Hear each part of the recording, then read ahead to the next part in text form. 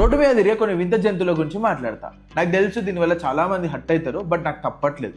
First బుద్ధిలేని గాడిద వచ్చేసి left side నుంచి ఫాస్ట్ గా ఓవర్టేక్ చేసేది. కార్ నడిపే డ్రైవర్ రైట్ సైడ్ ఉంటాడు. Maximum focus front wind shield పైన, రైట్ ఓఆర్వీఎం పైన ఉంటుంది. ఎందుకంటే మన ఇండియాలో రూల్ రైట్ సైడ్ నుంచి ఓవర్టేక్ చేయాలి.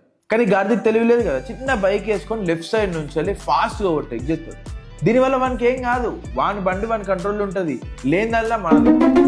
ఇక రెండో వింత జంతువు వచ్చేసి బాగా ఫాస్ట్ గా పోయి without any indicators left or right turn తీసుకునేటోడు. ఇక్కడ మనం బండ్లు నడిపేటప్పుడు 90% డిపెండెన్సీ ముందట వెహికల్ పైన ఉంటుంది. వాడు 60-70 స్పీడ్లు ఉండి ఆల్ ఆఫ్ సడన్ బ్రేక్ వేసుకొని లెఫ్ట్ తిరిగిండు అనుకో, ఐదర్ వానికి గుద్దుతాం, లేకపోతే మనం నేను కూడా గుద్దుతాం. ఇక మూడో కేటగిరీ వచ్చేసి టుయి అని చెప్పి లోపల ఇండికేటర్ సప్పుడు వచ్చినా కూడా వాడు ఇండికేటర్ తీసుకొని ప్రశాంతంగా కార్లో పోతాడు, చూసినావా స్ట్రేట్ గా వాడు.